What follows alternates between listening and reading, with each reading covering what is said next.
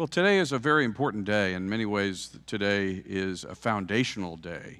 Many of you have been members of Christ Church for a lot of years, and some of you are relatively new.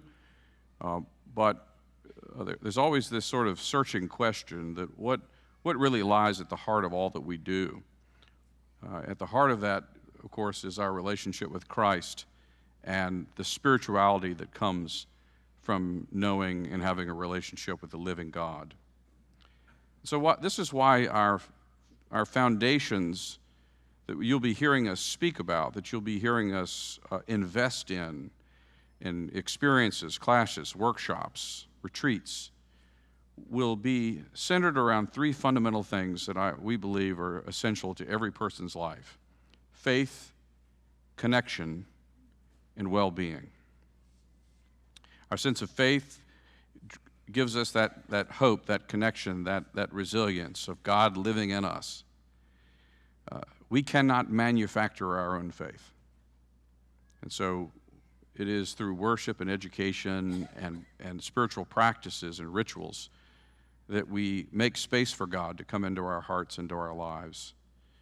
And hopefully what we're able to do with ourselves and our children over a lifetime is to cultivate that, so that throughout life's ups and downs, we find that, again, word resilience. Connection. In an age of loneliness and isolation, connection is an essential part of our spiritual and emotional and mental health. And therefore, we'll be reflecting on you about what relationships mean, what they look like, how we form them, and we'll be creating lots of opportunities and spaces to make that possible. And then well-being is really quite complex. It incorporates so many different dimensions of who we are: our mental health, our relational health, our financial health, our physical health, our vocational health, our financial health, our sense of what it means to live in a city where there isn't health for everyone. How healthy can we be if our city is not well? So when you are exploring and deepening faith and you have relationships, that gives you and gives each of us the courage to live into the questions where we examine, we consider what wellness means for each and every one of us. And for us at Christ Church, wellness does not mean perfection. It doesn't mean optimizing yourself more. It means being whole. It means exploring what that means for every individual. I have a mother-in-law who has lung cancer and 17 brain tumors. She will not be cured, but she has a church, she has a family around her, she has people who love her. And though she is declining, she is experiencing wellness at the same time. And so it's a searching question for each of us. And we want to be able to have resources that will enable you through faith, connection, community, and amazing thinkers to have the support and the encouragement that you need with leading thinkers with faith-based, evidence-based solutions that will not only enable you to be well, but will help you become advocates for well-being at home, in your businesses, and all the places where you have influence. So this is an extraordinary moment.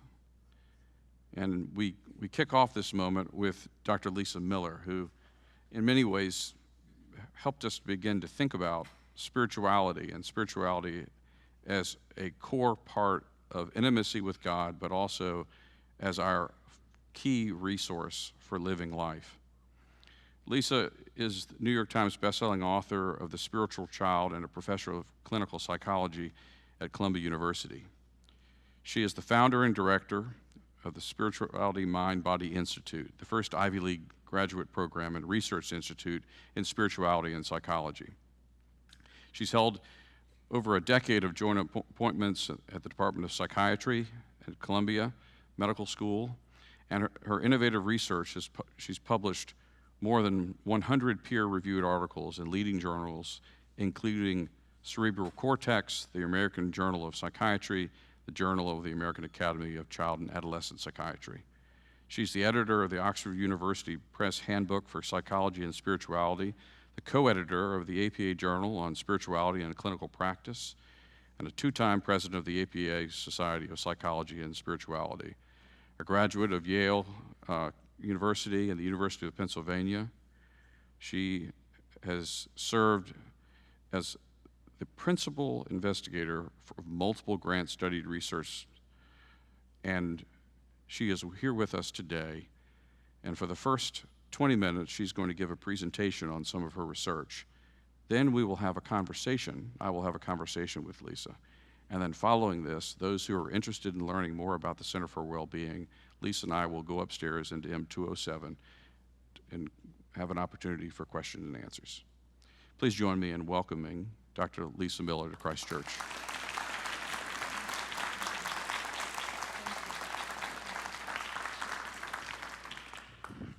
It is wonderful to be back. I love your community. It is so welcoming.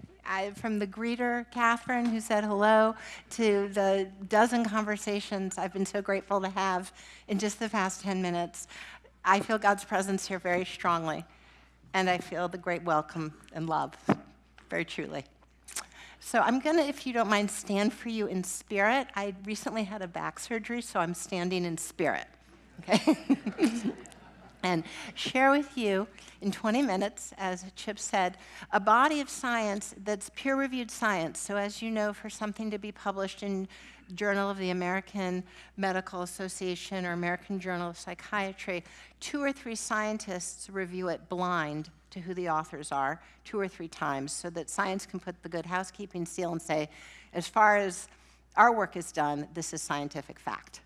And so I share with you this body of science. It is referenced in The Awakened Brain in the back, so you can pull up the original articles on Google Scholar or Medline. Okay? So let's go. What do we know? What has clinical science told us about who we are as spiritual beings and what that means about the challenges that we face as a society? I hope as you see this roadmap of basic science, it might all the more emphasize how extraordinary your community already is and how your work with the Center for Wellbeing really will be a light for our country, a model for other cities. And I hope you'll send it up to New York. Okay. So what do we know? Well, we know that every single one of us on earth is born an innately spiritual being, every one of us from the day we're born. Now, we around the world have many beautiful faith traditions, Christianity, Judaism, Hinduism, Buddhism. There are many beautiful traditions, our world religions.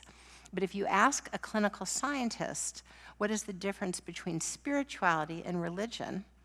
A clinical scientist will point you to a twin study. A twin study looks at twins raised together, twins raised apart, and in this way can determine any human capacity's relative innate, inborn, heritable presence versus how it's shaped by our lives, our parents, our grandparents.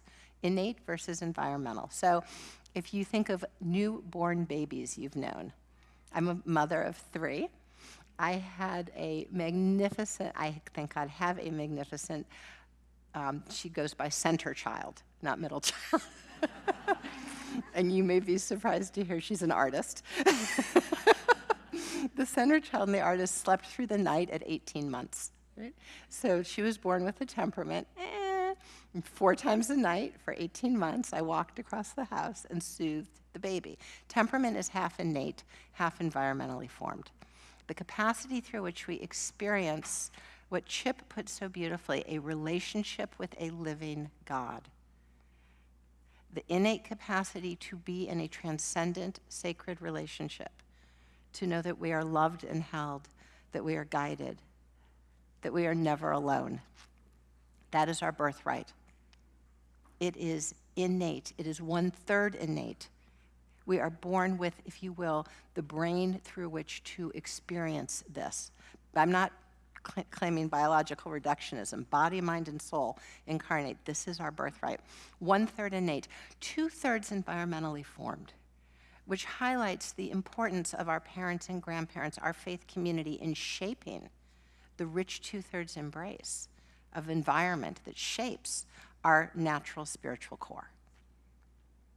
In the United States, about 70% of people say my deep spiritual life, my relationship with a living God, whatever tradition they may be, is held in my faith tradition, 70% of people in our country. And yet the formation, the 2/3 formation, happens here, happens in your lives, happens in the 10,000 exchanges by the locker. Who are we? What is the nature of life itself? And because body, mind, and soul, we are born with this birthright, it naturally has a home in the brain, a neurodocking station, if you will. And we published this in JAMA Psychiatry in 2014. Broad, these are huge regions represented in red, of cortical thickness, which is strength, processing power, across the parietal, precuneus, and occipital, regions of perception, reflection, and orientation, which means I can live in the same house, with the same family, go to the same school, have the same job, and through the red brain, it all looks different. There is a deeper look into life. The people who you see here in this portrait sustained a spiritual life over 8 years. This was not data collected on one day, but we saw over time, day in and day out. I turn to God for guidance in times of difficulty. When I have a tough decision to make, I ask, really, what does God want me to do? That is not just a thought or a belief, that is a lived dynamic relationship. And whatever our practice may be, prayer, meditation, the more, as Chip said, we practice and cultivate the 2/3 embrace, the more present and ready we are to the ongoing sacred transcendent relationship, loved, held, guided, and never alone. Now, as you know, in our culture right now, we face a pandemic in all decades of life of addiction, depression, and even suicide. And yet the pandemic of mental health presses most acutely onto Gen Z. High school, 18, 25-year-olds in college, emerging adults, the rate of death by suicide now rivals the rate of death by auto accident in high school. So it is not by cancer or COVID or, as tragic as what we have out there, it is foremost by suicide that young people are at risk. And yet we know how this happened. 40 years ago, in a good attempt to be inclusive, our country threw all religion out of the public square and actually became radically exclusive. We threw the spiritual baby out with the bathwater and became spiritually non-conversant. And it's time now, society has grown up, to think about how to bring that back. The second thing we lost when we threw religious life out of the public square was we lost pluralism. I want to hear about Easter and Christmas, and I want to tell you about Hanukkah and hear from my friend about Diwali. This is our great American way, pluralism, to voice our spiritual life and who we are. So society's grown up. Can we bring back into our schools and boardrooms, just as we have diversity and inclusivity around race and gender and orientation, spiritual inclusivity, where we're whole, and we put the spiritual core back into the whole person to help young people get up on top of this tidal wave. Because emerging adulthood is actually a growth spurt. Any innate human capacity has a developmental trajectory. So remember, between freshman and sophomore year in high school, we came back from summer and everyone shot up, right? They were 3 inches taller. I turned 42 and suddenly I needed reading glasses, suddenly, overnight, within 2 weeks. Well, there is a growth spurt. It is marked in longitudinal twin studies by a 50% increase in the heritable contribution to this capacity for a transcendent relationship, which means when we show up for young adults, it is the opportunity of their lifetime, this exquisitely sensitive period, so very hungry as a young adult? What is my purpose? And I don't mean, am I going to be a lawyer or doctor? Ultimate purpose. What is the hunger of the heart? When we show up, we offer a very high impact 2/3 embrace that has the protective benefits that are unseen by anything else examined in the clinical or social sciences. A teen who says, I turn to God for guidance in times of difficulty. When I have a tough decision to make, I ask, really, what does God want me to do? My family is sacred. Daily lived spirituality, a standard deviation above as compared to below the mean, which is, I don't really know what you're talking about, is at 80% decreased relative risk of addiction, with adolescence being the trailhead, the window of risk for the lifetime course of addiction. 70% less likely to drive 90 miles an hour, jump off the second-story window at a party, take risk. And in a study of studies, a meta-analysis, 2,000 tragically completed suicides, 5,000 matched controls. There's a 62% decreased relative risk of completed suicide that went up to 82% protected against completed suicide, the pandemic, when spiritual life is shared. Here, this. When I come here, I feel your love immediately as I open today.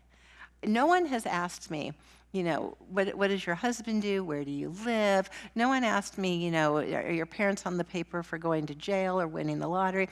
You look at me as a soul on earth. When spiritual life is shared, we are 82% less likely to take our lives in a pandemic of suicide. If I told you there were a little pill, and I could give this to my kids, this little pill, as a mom, I would take it as my right to just crush it into their cereal. This is how we're built.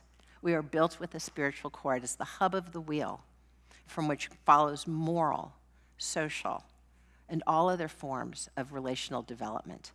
And in times of great challenge, Chip, how am I on time? Time to wrap? 2 minutes? Okay. In times of great challenge, it is the spiritual core, beyond all other forms of engagement, that helps us through trauma. Trauma is a gateway to spiritual deepening, spiritual awakening. We are not made less, we are made more when we engage trauma as a possibility for post-traumatic spiritual growth. This is a study of over 3,000 vets, all of whom were in combat, everyone in this study, and who, to be in this study, met criteria for post-traumatic stress disorder, PTSD. And what you'll see as you go out the x-axis, more struggle, more symptoms, more sleeplessness, more anxiety. Well, up the x-axis are units of growth. More struggle, more growth. More struggle, more growth. More struggle, more growth, until we're so far out the curve we need support to grow. And when we look at the predictors of getting up on that curve, access to the experience, putting it in words, sharing it in a group, and then shining the light of our sacred, transcendent relationship. It is a form of relational, transcendent awareness. I call it the awakened brain. It is all of ours. We are all given the capacity for relational, transcendent awareness. And when we do on the other side of trauma, then I saw we both could be forgiven. Suddenly I knew God had been with me all along. Underneath trauma is very often moral injury, and under that, spiritual injury. There was a time in my life where I felt more worthy before God. There was a time in my life where I felt God's presence more. When there is trauma and spiritual injury, there is the opportunity to directly engage spiritual injury with spiritual renewal and reawakening. Developmental depression, post-traumatic spiritual growth, this is our capacity. In the darkest hour is the beginning of illumination. Suffering is the ignition for spiritual growth and deepening, our awakening. I want to share with you a bit of the upside. When we looked at young people who did build a spiritual core, we noticed that they were high in grit, high in optimism, high in meaning. And when we looked at people who struggled with the character strengths and virtues, we found that they had yet to form a strong spiritual core, which means all outside-in efforts to build grit, to build optimism, are deeper and more long-standing when we build the spiritual core. I invite you to think of a young person you know with lots of grit. Now, lots of optimism, commitment. Does this person have a strong spiritual core? And what was the 2/3 embrace? Because life looks different with and without a spiritual core. The challenges of who we are, whether we are 40, 50, 60, 70, 80, or 15, are all understood with or without a spiritual core. Let's start with who am I? Every teen wants to know, who am I? Well, who am I in a public square minus the spiritual core? I am the one who made varsity as a sophomore. I am one of the best athletes in my school. Actually, who am I? I was cut as a junior. I'm not much of an athlete. Who am I? I took 4 APs, and I'm going off to Caltech. Who am I? I didn't get in anywhere. I am my outward performance, my parts and pieces. That is a transactional notion of who I am. Life without a spiritual core. But can we move from a transactional understanding of who we are and how we see one another to how it feels to show up here, which is I, thou, in the words of Martin Buber. You love me as a soul on earth. It is transformational. When I hit a rough time, you walk with me. The Center for Well-Being. And that is another way of being. It is far less fragile. Because if I'm a soul on earth, then what is it to be so smart or so athletic? Those are gifts through which I carve my purpose, my calling, my contribution. And I go off to Caltech, and I was number 2 in the class, and now I'm in the bottom 10%, and I can't believe it. Well, door number 1, that is existentially annihilating. If I was oh so smart and I'm in the bottom 10%, and that is why we have clusters of suicides in high schools. Outside of Palo Alto High School is a train track with a full-time security guard and a fence. But let's tell it another way. Who am I? Okay, I'm at Caltech. It's disappointing. I'm in the bottom 10%. But you know what? That's not who I am. That's not who I am at all. I'm a soul on earth. I'm a child of God because of how you look at me, which means this disappointment, okay, that's just noise on the trajectory of my purpose, my calling to serve God with the gifts that I have been given, to find my contribution. And if I'm a soul on earth, you're a soul on earth. And our relationship is about interest, it's about commitment. On a tough day, it's about forgiveness. It is not about narrow competition. We are more, brothers, sisters. This is the science that transformed the Army. For 3 years, I collaborated with the Pentagon to create the Spiritual Readiness Initiative. The Chief of Chaplains, Tom Soljam, the Chief of Behavioral Health, Sam Preston, and General Dingle, the Surgeon General of the Army, and I built a spiritual readiness initiative, went to 30 posts, and did very much what Chip is leading in your community, using the roadmap of who we really are as spiritual beings to create a more fit and ready, healthy, resilient, and in times of struggle, a reawakening, post-traumatic spiritual growth, so that in community, the Army feels ever more as it feels here, which is a place not of narrow transactional, but of I-thou transformational relationships, place of relational spirituality. So I honor what you're doing. I think you will indeed set up a model for fellow cities.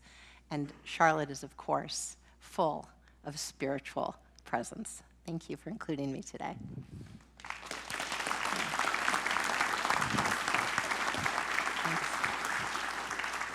Thank you. Thanks. All right.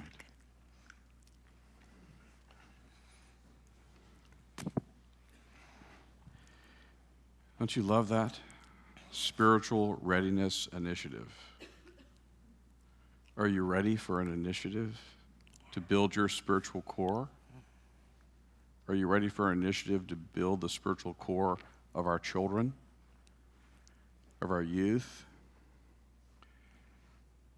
of middle-aged, slightly chubby people like me,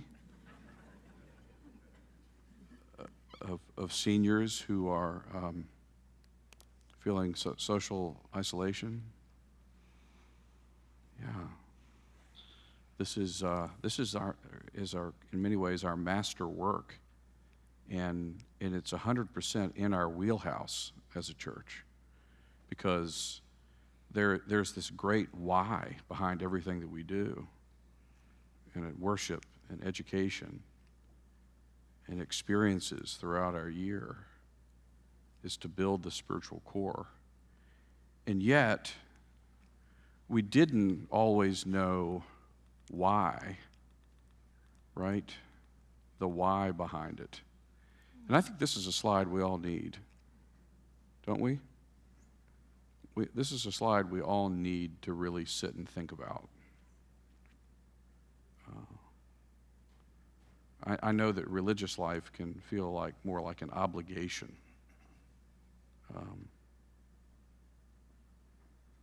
And not really sure what the point of it is.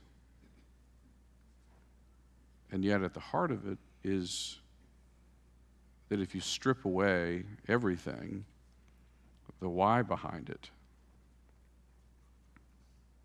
is to build the spiritual core, the relationship with God. And so I want to acknowledge that I think this is something that everyone needs, but it's something that I need. And I think a really important conversation that we will be having going forward is, what does it mean to build our spiritual core, to build faith? What are the nature of our connections? And how can these things have an impact upon our well-being? So just say those words with me for a moment. Faith, connection, and well-being. And let me say also, this is also a frame for how we think about our community. Because we cannot be well if people in our community are suffering.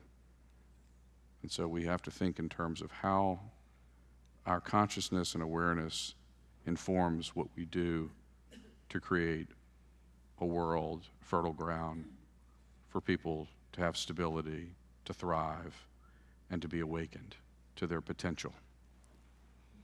So I want to go here to this conversation about the Center for Well-Being, because I think in many ways this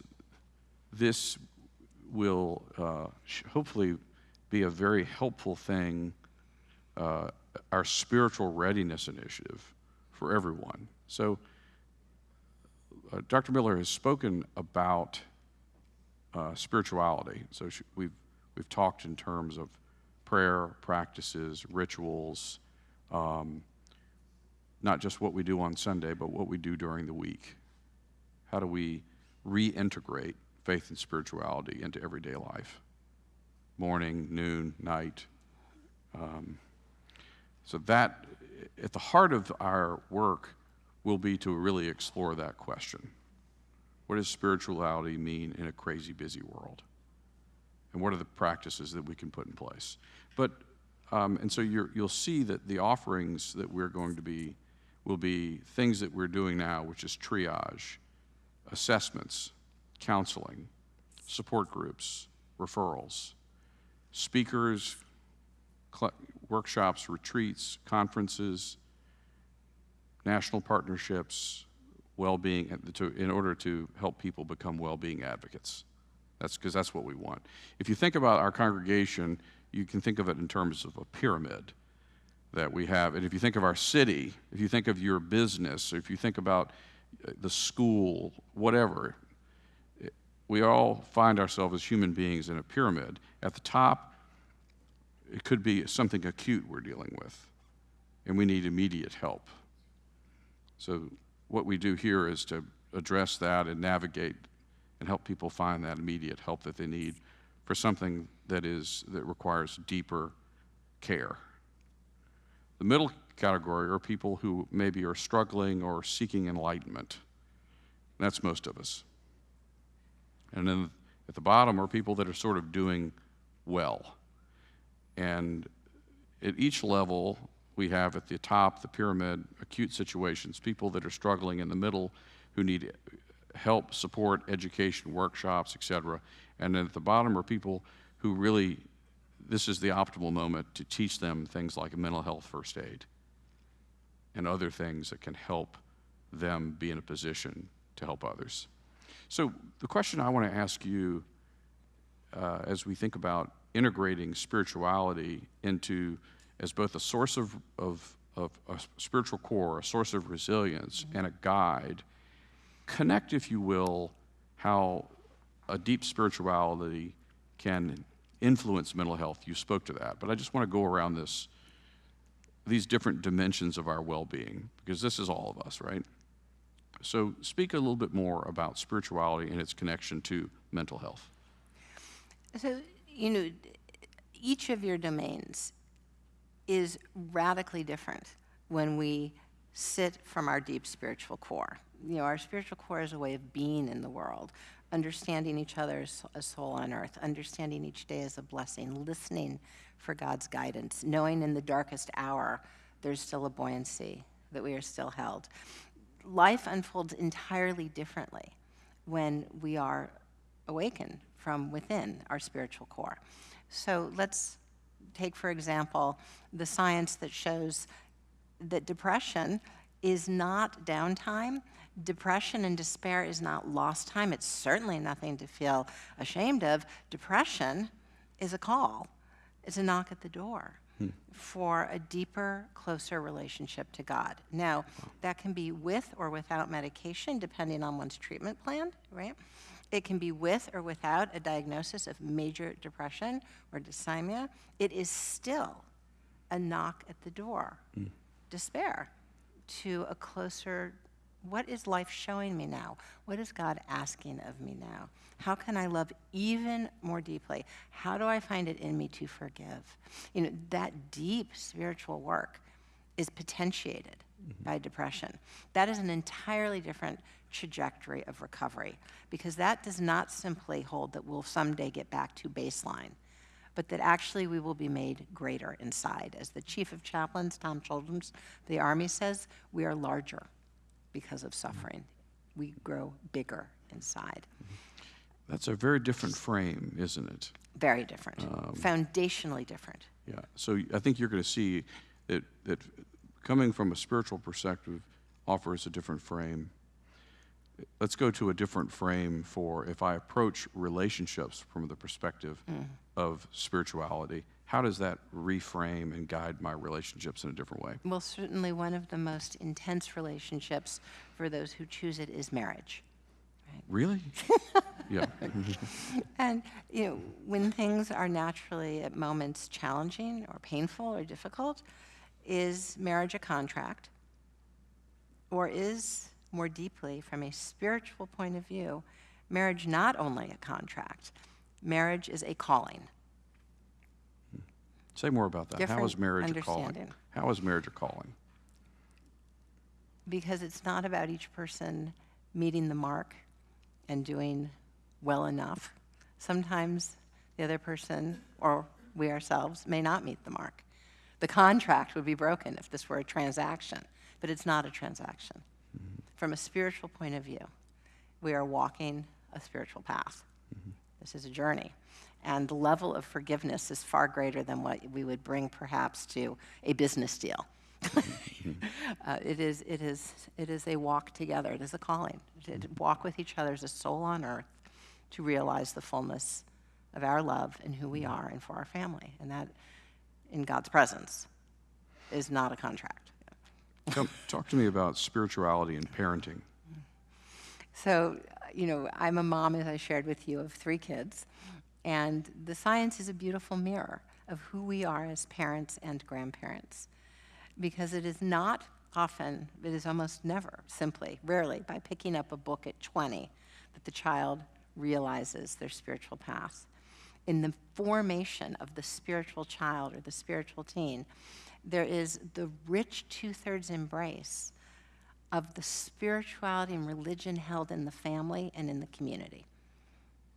in the making of the spiritual child, there's an equal contribution of we as parents and grandparents walking the walk, living out our spiritual values, and talking the walk, being transparent about our own spiritual and religious life, praying out loud before dinner, and when something is, I'll give a story. Can I give a brief story? Please. Okay. So whenever I'm critical, I start at home. And so I'll be critical of myself. I was, at this point, my kids were young. I think they were 2, 3, and 4. So there were 3 car seats in the back, the middle row, and I hadn't slept in, I don't know, 18 months. Maybe more like 2 years. And we pull into the Starbucks. I have everybody with me, and we go into the Starbucks, and I'm tired. And there happens to be a wheelie chair, and I trip over the wheelie chair, and I go flying, and I break my elbow. And my little one says, "Mama, get up. Mama, get up." And I will confess that I was probably not very gracious to the barista. And I felt badly, because it wasn't the barista's fault. And so the kids get their little juice, and we get in the car, and my elbow's in this little thing, and I think, you know what? I've got to fix this. I've got to fix this. I was rude to that poor kid behind the counter. Right? So what do? It's awkward. I turn around the SUV. We go back to the Starbucks, walk the walk. And I, bringing the kids with me, I go right up to the barista, and I said, "Listen, I'm really sorry. I hadn't slept, and my arm hurt, and I'm sorry I wasn't very polite to you." And of course he remembered, and he lit up. And he said, "Thank you, but actually I really appreciate your coming back and everything. You're one of the nicer ladies that comes in here. We're now friends." Mm-hmm. Mm-hmm. Walk the walk. And just as things need to be fixed relationally, so too, in my view, with God at the spiritual level. So I turned to the kids. We're in the car. We're back in the car now. And I said, "I'm glad we fixed that with our friend. But could you join me now in a prayer? Because I feel like there's an opportunity to be renewed with God." And so in our family, our prayer is, "Dear God, please forgive me for being unkind to your son. And please renew my heart that I might be ever more present to you, feel your great love, and bless our family in your love." And the kids got it, that you can fix things in the human plane and fix things in the relational plane. Why is that important? Because walking the walk and talking the walk, transparency, shows that the relationship with God is real, our greatest spiritual core. This is real. It has a language, there's a way to get there, and when things get much worse than a moment with the barista, there's a way to fix things. Post-traumatic spiritual growth. It is preparation, it is an inoculation against rupture and pain in relationships, that they can always be, if not fixed, there can be a renewal. I'm struck how you really needed to have your own personal spiritual core to do any of that, particularly with a broken elbow, right? And to be able to hold into that moment that those things were coming to your mind, and that you engaged in that act, and then that you brought your children into that. I'm struck that we have a lot of folks here today who have adult children, and we always, one of the great trials and tribulation of the parent is I wish I'd only known. I wish I had done more, when they were younger, the like. But I think what's interesting about this is you can still have these conversations with your adult kids if you're living from your spiritual core. Somebody said parenting is just sort of a steady walk, right, throughout a life. Let's talk about... Absolutely, I agree with you, 100%. And in fact, the young adult is in a growth spurt where we are exquisitely sensitive to the impact of our parents and grandparents. So if as a parent, I might have a teen or a young adult that doesn't want to hear about it from me, I certainly can share in the first person my own journey spiritually. And even if they may not appear to be listening, every word gets in. Every word gets in. In fact, my center child is always very polite, and I'm Jewish, we light Shabbat. They sit there, and she just quietly listens. And every morning when I pray, she quietly listens. Well, she went on a school trip, and a friend took a picture of her on a grassy hill in Ireland. And sure enough, there she is in our morning prayer ritual. So, of course, I wasn't there to watch. But there, it all gets in. And when we pray out loud, when we speak of our own spiritual journey, you know, I share in the Awakened Brain sophomore year in college, I was very depressed. I was profoundly depressed. And I went to the mental health service and I said, I am so depressed because I now know I was in a period of spiritual growth. Everything I have known in my childhood, my relationship to God, my prayer life, here at college, I'm told it's not real, and now I don't know if it's real. Sophomore year, everything, I was so close to God, my family prayed, held Shabbat, and it was a very nihilistic, very, you know, existentially empty subtext when I was in college. And so I went to the therapist and I said, I don't know if God exists. And she said, was your father not present? And I said, no, my dad was really present. He was a great dad. She's like, digging from sort of a narrowly psychological point of view to figure out why I would be struggling. And it was truly not about my childhood. It wasn't a psychodynamic problem. It truly wasn't about a family struggle. I wanted to know in my heart everything I'd ever felt of God's presence. My professors, my classmates, they're all telling me it's not real. And it feels awful, and it feels empty, and it feels like it's incinerating everything that I lived for. And she said, you know what? I don't know how to help you. And so I went to a new therapist. And the new therapist said, this was a cognitive therapist, are you struggling with low self-esteem? Do you wonder about your worthiness? And I said, you know what, actually, I feel fine about myself. I want to know if God exists. Everything I ever felt, I could feel it in my heart, and it felt so empty without feeling and knowing that presence. It was a spiritual injury. So finally, that summer, sitting with my parents and grandparents in my childhood temple, our house of worship, I felt this great presence. And I said, of course God exists. I know this in my deep soul. I know this in my inner being. So the radical materialism baked into the air and water of the university experience can be a real challenge for a young adult. And everything you give your children when they go off to college is there, it's there. But if they come back and struggle, you're here again. And they will always find their way back. Spiritual coming of age, the me and not me, what is true and right. Everything you gave in the first 18, 20 years, it's in there. And they can always come back. It makes all the work you do even more important. And if we're building our spiritual core, even as they're living their lives, when those moments of awakening that come, that, as you say, often happen through struggle, we're ready to have that conversation. Yes. Let's talk about spirituality and money, because there's so much angst tied up in money and status and achievement, success, etc. How does spirituality inform money, finances, image, status? Well, I'll share with you a very tragic story, and I'm just sharing this with you for the first time. There was a fellow in his 40s, successful in finance, and his family woke up one day, couldn't find him, and he'd closed his garage, run his car, and killed himself when he lost money. So he lost the chance to raise his kids, and those kids, heartbreaking, lost their father because he didn't have money. Right?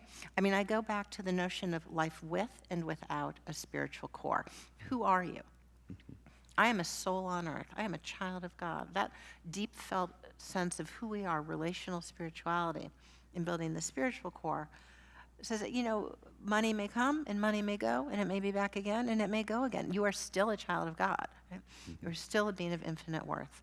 So the notion that the spiritual core guides our deep sense of being and value and purpose matters in our 40s and 50s and 60s as well. It can, you know, be obfuscated by the radical materialism, by the silencing of spiritual life in the public square. But this is the type of very, very sacred community where we are reminded every week of who we really are. How about spirituality and the body? How does it frame? Again, so much is tied up to image, the way that we look, and also how we feel when things do not, loss of hearing, chronic illness, living with metastatic disease. How does spirituality speak to that, and what can feel not particularly hopeful at So times? to go to the first part of that exploration in young people, I've shared with you a bit that I have a very dear colleague, Dr. Sunya Luthar, who found in highly resourced communities rates of addiction and depression and despair that were higher than in the inner city. And no one knew why, so she went to well-resourced communities on the coasts, east and west, went to high schools, highly resourced high schools, and tried to figure out, how is it that we are understanding ourselves? So she sat down at lunch tables with high school students in the cafeteria, and she said, can you tell me here at your school who's really popular? And everyone knew. Like, oh, that group of girls, they're very popular. Those boys, they're very popular. And in that way determined who was popular. She came back the next week, asked some new kids, tell me about those girls, those boys, and listened to the descriptions to identify the behavioral lived correlates of social esteem. So of all the predictors of popularity in girls, what makes a girl well-liked? What gives her notoriety in a well-resourced community? What might you imagine was the #1 predictor of popularity in girls in highly resourced communities? It was in the bandwidth of appearance and to the body's point, it was weight. Parts and pieces, a public score minus a spiritual core. Right? So the view of the body as somehow, who we are, and that we are as good as the weight, as our parts and pieces, as our outward appearance, that is a very transactional idea of who we are. And that is where the strengthening of the spiritual core gives us a deep felt sense of being that we are far more. Now, as I grow older, and I'm no longer in high school, and I'm in college, I'm an adult, and now say I'm 57, and suddenly I need back surgery. Is that who I am? Or is that an opening for the spiritual journey? To appreciate what time I have, to appreciate when there is strength, to appreciate and understand this walk on earth. So the reframing is not just one of the mind. It's not a cognitive reframing. It's a deep alignment with the spiritual nature of who we really are. How about spirituality and work, vocation, that ever-present question of who am I, what am I becoming, and how do I hold what brings me passion with what I do every single day, and the integration or disintegration of that. And the deep calling. Yeah. Who am I as a soul on earth, my calling, given what God has given me, what strengths, what capacities, what opportunities. A calling is very deep running and less fragile than chasing something outward. And a calling is sustaining. It is nourishing in times of challenge or fatigue. It is nourishing. Yeah. Well, we need that, and wouldn't it be amazing if we could somehow, in the work that we're doing every day, reclaim that sense? Sometimes that could mean shifting into doing something new. Sometimes it may mean doing the same thing in a new way, right? But whether we're 35, 65, 85, figuring out what our gifts and talents are and living a sense of purpose and meaning, that sounds like a pretty extraordinary life. Yeah. So you see,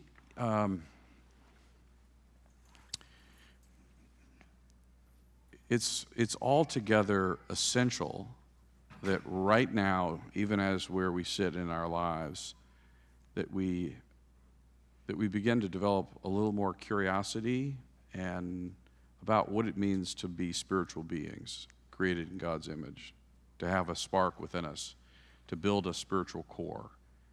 And I want you to know that that is what lies at the center of the center, okay? But it's also an appreciation that as we look about and all of these different dimensions, mental, relational, financial, physical, vocational, and then our connection to the larger community, there simply isn't a single thing we can't talk about. There are absolutely no stigmas in this house of God to talk about any lived experience that we're having right now. And that alone, I hope, will make this singular for you in your life. That you'll know what we're all about, building that spiritual core and being able to talk about every single thing that is a part of the human experience. And to be able to do that together across 6 generations of people, it's what the world needs, folks. It's what you and I need. It's what the city of Charlotte needs. It needs an example. The world needs an example of being able to do this. And what we will be doing in this work is investing millions of dollars in this. We'll be creating new space upstairs, and we will invest in tremendous amounts of different kinds of things. We're going to scale up the number of therapists we've had. We've gone from 400 appointments to over 1,000. Okay? We know that when we talk about things that really matter, people show up. So we will scale up our education. But what we're really going to do that's going to be important is we're going to be applying a transformation model to what we do. That's to say, we're going to hang with you through your lived experience. Because for us to really grow, we have to show up to the questions of our life.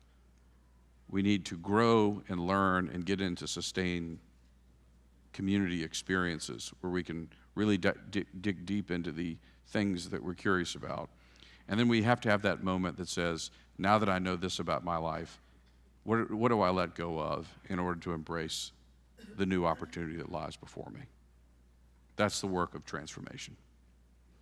So friends, I can't tell you how grateful I am for Dr. Lisa Miller for being able to talk to us from a scientific point of view.